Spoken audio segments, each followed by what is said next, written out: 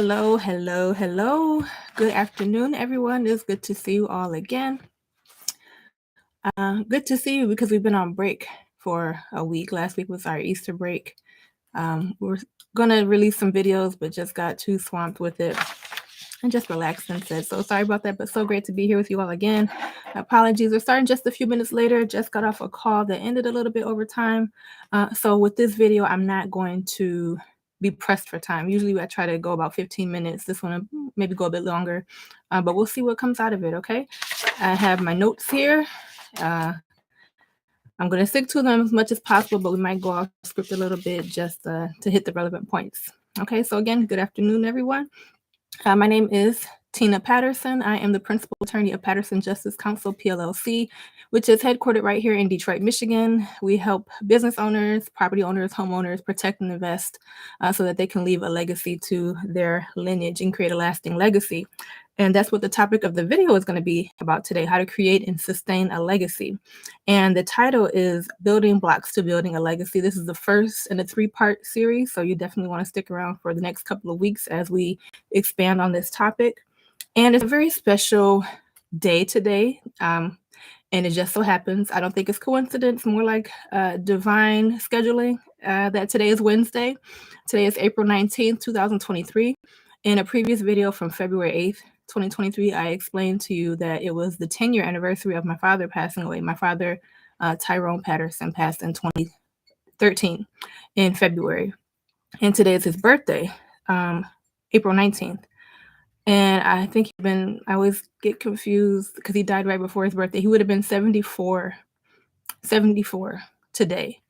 So I wanted to acknowledge that and celebrate that, but also use it as another teaching lesson. In the past video I gave 10 tips about what I've learned in those 10 years from my father and kind of how he passed what he did on to me and how it benefited me, and really talks so much about what I do in my practice as an attorney with my clients, helping people protect their legacies, helping them get their legal affairs in order, but also while they're still here, fighting to protect what is theirs so that they have gain and they can pass it along properly, right, to the people that they want it to go to and not be lost to somebody trying to take it. So it all goes into motion. So I get very excited talking about it. I'm very happy to talk about it. And today is definitely an opportunity to speak on these things again. So again, building blocks to building a legacy. That's the name of this series. And today we're going to talk about the first pillar of it. So after doing some analysis about what it really takes, I could come on here and tell you about a will. I can come on here and tell you about a trust or a power of attorney, all these legal terms, and explain it until you know how to do it yourself, which is fine. But do you know what the benefits really are, right? Do you know what the prerequisites are, right? So you can put it in place and then nothing ever happens with it. Well, because you really didn't think it all the way through. You just got it. Okay, so there are some things that, in my opinion, you want to have in motion before you really get to like the hardcore legal stuff. And I don't think a lot of attorneys do a good job telling you this stuff, but I'm happy to. Okay. I can do the legal stuff in and out, but it's a lot more rewarding and a lot more beneficial for you to know why it is we're doing all the things we do. And not because I want to do it, but because you want it. It's what you want, why you want it. So it's going to be very insightful. So I'm glad to be here with you today to talk about it. So there are going to be 3 pillars. Again, 3 pillars. The first one is the one we're going to discuss today, and we're going to break that down. But before we get into it, I just want to tell you what the 3 core pillars are. The building blocks to building a legacy are intention, action, and protection. And I'm going to explain all of them as we go along, but just to kind of give you a general overview, intention is really thinking about and just generating ideas about what it is you want to bring about in your life and what it is you want to bring about after your life. Okay. Action is more of the doing of it. Okay. So you made it, you've thought about what you want. Now you got to go do it, right? And kind of bring it into being that way. And then protection, which we talk about it in a lot of different ways, but I don't think it's really framed in this way. But protection is obviously not losing it from people who may come and try to make a claim on it. And it could be family members you don't want to make a claim on it. It can be government, right? Trying to overtax or something like that, government taking property. It could be a dispute with the bank, whatever it is. That's the protection piece of it, right? In addition to just the planning of it and the protection that comes with planning with something like a will, a trust, powers of attorney, etc. So there's a lot to that piece, but we're going to get to that later on in the series. Today, we're specifically going to be dealing with intention. And now with that first pillar, there are kind of three sub pillars to that, three kind of levels to building up to that before you go on to the next level of action, actually doing the thing. So the first one would be to decide. You have to decide that you're going to be intentional about making the next generation better than yours. Make that decision up here first. Okay, think about it. Think deeply about it. And I have kind of three sub pillars about how you can think through it before really coming to that decision. So first would be to analyze your circumstances. So definitely kind of envision where you want to be, but start with where you are. And I kind of have a little story about that. Okay. Today is actually also my brother's birthday. He was also born on April 19th. So the same day as my father. But obviously decades younger, right? So my brother and I were out shopping at Home Depot last week, and I wanted to pick up some soil because I want to start a garden. I've never been a big plant person. I don't have a green thumb, but I like to learn. I think there are many benefits of it.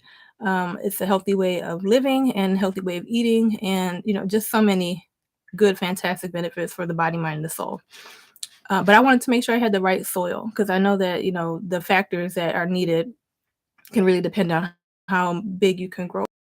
And my brother made a comment like, well, if you use XYZ type of seeds, you probably won't get a good harvest right away, blah, blah, blah, right? Along those lines of thinking. Like he was going way ahead of where I was. And I said, listen, my objective is to plant a seed. Like, that's it. That's where I'm starting at. I want to plant a seed. Yes, I'm envisioning a garden and all these beautiful things, but I can't have any of that if I don't start somewhere. So I wanted to plant a seed. That's what it means to really analyze your circumstances. Where are you at now? Are you living in the house you want now? Do you have the job you want now? Do you have the money you want now? Where are you right now? You have to know where you are before you can get where you're going. Another example, I like to take road trips and I'm the driver. That's my job. Okay. I enjoy it. But I'll never get anywhere if I don't get in the car and drive. Right? Even if I have the roadmap laid out and my phone is positioned to the destination location and I have everything set, or even if I am flying, I got to get on the plane first, right? So start with the simple action first when you're analyzing your circumstances, okay? And then anticipate a better future. That's the second one. So when we're talking about the decision-making part of the intention, analyze your circumstances, then anticipate a better future. So if it's not something you like now, think about better, but don't get stuck thinking that you can only be the level you're at now. That's not true. Um, with the garden example, the seed is just the beginning. It's not going to stay a seed, right? With time and intention, it can grow into a fruit tree. It can grow into a beautiful flowers. It can grow into whatever it is that is in that seed, right? But the point is, you just start with the seed. You don't just want to have a garden of seeds. You want those seeds to produce. And so that's where the anticipation comes in, not thinking that you're going to stay that seed. You're actually going to grow into more. All right. So analyze circumstances, anticipate a better future. And then third, when it comes to the decision-making phase, agree. Agree that this is what you're going to do in your mind, in your heart, in your soul, that this is what's going to come to pass. Make that agreement in your mind. Okay. Even if you don't live to see it, make that agreement in your mind. And one of the quotes that comes up when I was kind of getting this together is one of my favorites. It's by President John F. Kennedy. He says, all this will not be finished in the first 100 days, nor will it be finished in the first 1,000 days, nor even perhaps in our lifetime on this planet, but let us begin. Just start. Tell yourself you are going to do that, even if you don't live to see it. Okay. And when you think in this way, it also eliminates so much overwhelm by first making this decision, right? Going through these three phases, you're analyzing the circumstances, you're anticipating a better future, not a worse future, a better future. You are, even if the circumstances look terrible, you are telling yourself they're going to be better. You're anticipating that they will be, and then you're agreeing to yourself that they will be. So once that's kind of set into motion, the decision is made. I'm going to be intentional about making the next generation better than mine.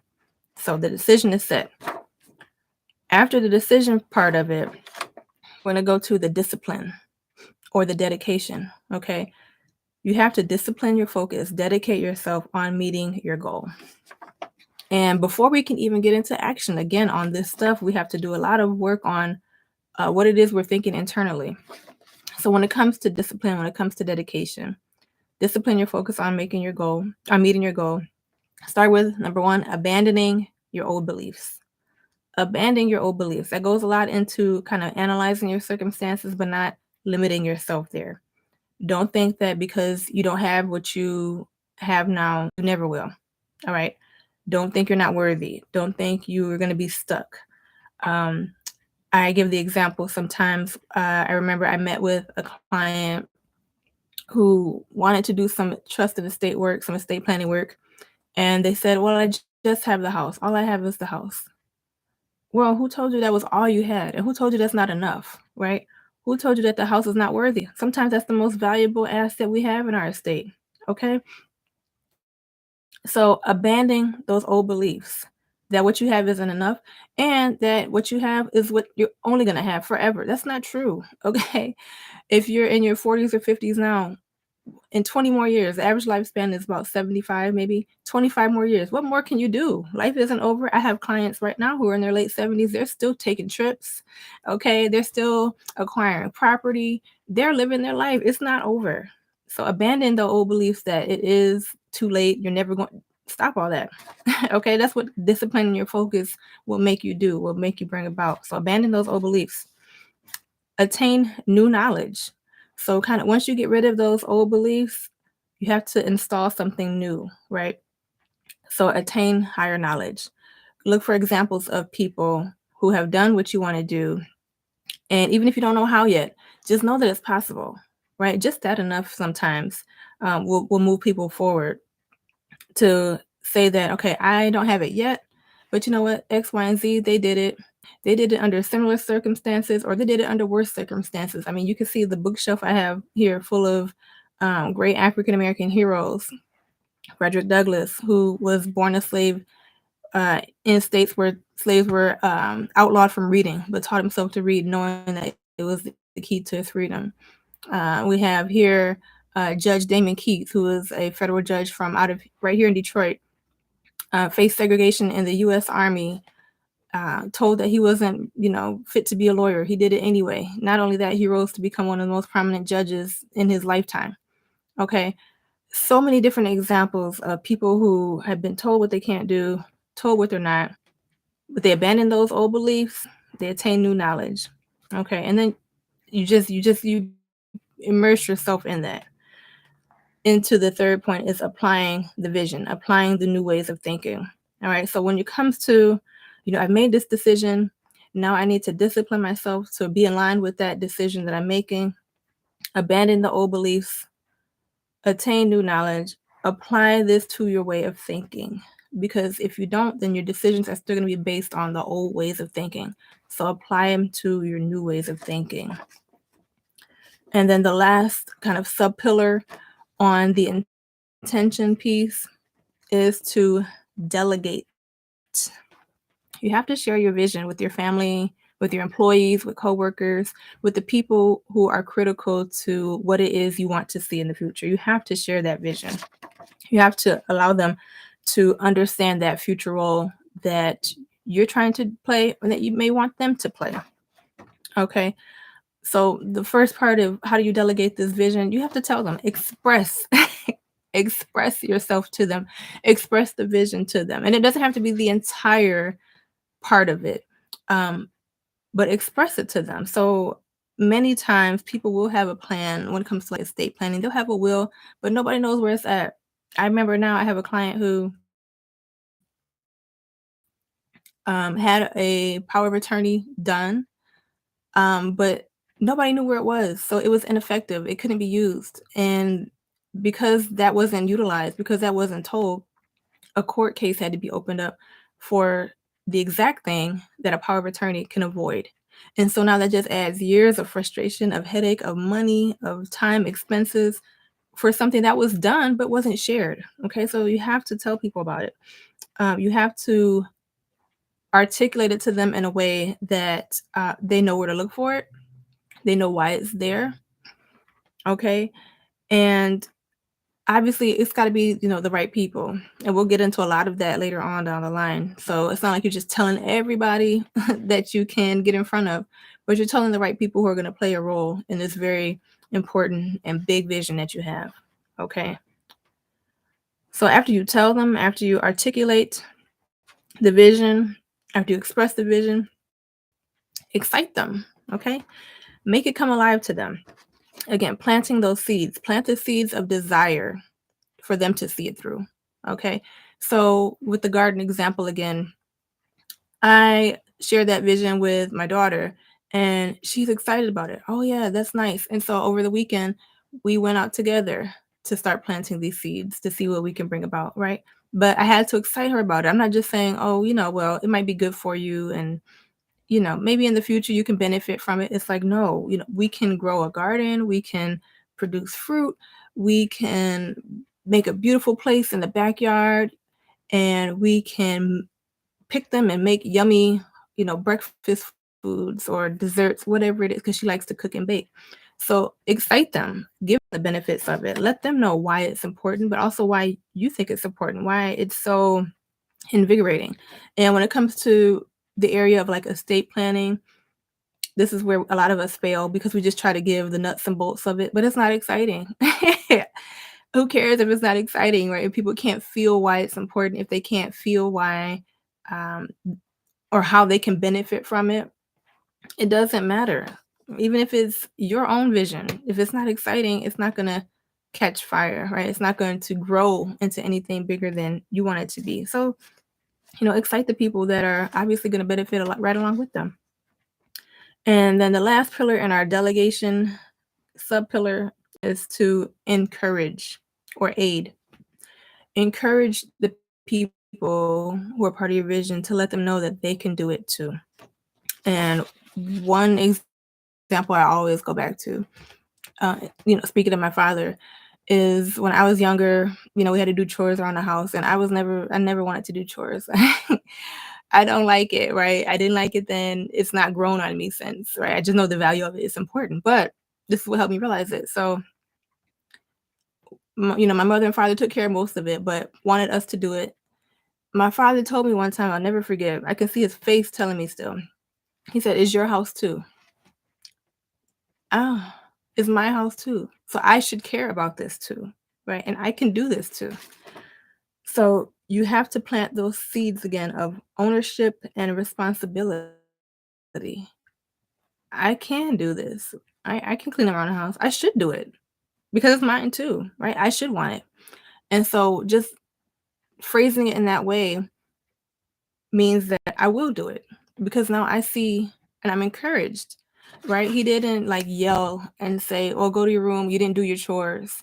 Um, no phone calls for a week, whatever," right? Instead of punishing, getting me to realize why it was important, encouraging me, telling me that this is something I own too, right? It's not just something that he has to pay the bills on, right? But it's our house, right? And he didn't say it was his house. He said it's your house too.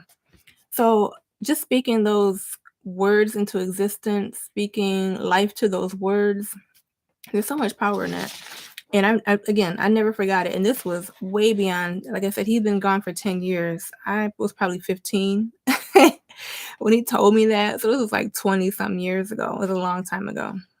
But it's still rings so true in my mind, and I can still see it each and every day. So those are the three main building blocks in the first pillar of intention is deciding. Make the decision to be intentional about making the next generation better than yours. How do you make this decision? How do you come to this decision? First, analyze your circumstances so you can see what needs to change, what you want to change. Anticipate a better future. So believing that those changes will come about and agreeing. Decide that you will make it come to pass. Come to that agreement within yourself. Then you can make that decision. And once you make the decision, what do you do next? Discipline yourself to focus on meeting your goal. Discipline your focus on meeting your goal. How do you do that? Abandon your old beliefs. Don't think you're not worthy. Don't feel like you're always going to be stuck. Don't believe things that aren't true. Okay, we abandon old beliefs. Attain new knowledge. Replace them with things that are empowering to you. Examples, again, that it can be done. And then apply it to your vision. So start applying those new ways of thinking to the vision that you have in mind. And then once we have our discipline in order, delegate it. Share that vision with your family, with your employees, with all the people who are crucial and relevant to what you are trying to bring about in your legacy. How do you do that? Again, articulate or express. Tell them exactly what it is you are thinking about and how to find it. If it's important legal documents, if you have it all set up, tell them where it's at. Tell them why. Okay. Awe them or excite them. Make it come alive to them so that they are joyfully engaged in the process and that they are anticipating it just as much as you are. And then aid and encourage. Let them know they can do it. Don't put barriers on their thinking. Don't put barriers on their responsibility. Let them know that they can do it too, because it is for them ultimately. We're talking about creating and sustaining a legacy. Is very important. And so that's the first building block, is starting with intention. Let that soak in, seep in a little bit. Okay. The second principle we're going to go into with this is going to be action. We'll get into that next week, which is going to be April 26th at 1:30 p.m. Eastern Standard Time. Actually, a quick note before then, I will be presenting at an event this Saturday. So I'll bring that to your attention. And I'll put the link in the description of this video. But it is a business showcase about building a sustainable business. Here I am there. It's going to be April 22nd, 2023. It's actually going to be starting at 9 a.m. and it's going to be in downtown Detroit. It's on Eventbrite if you'd like to join. Please register. I'll be there discussing the importance of business and estate planning and kind of bringing a lot of these concepts in, but it will be more detailed. I'll be presenting for an hour at 10:30 a.m. So once again, this Saturday, April 22nd, 2023. For all of you who will be in attendance, I look forward to seeing you there.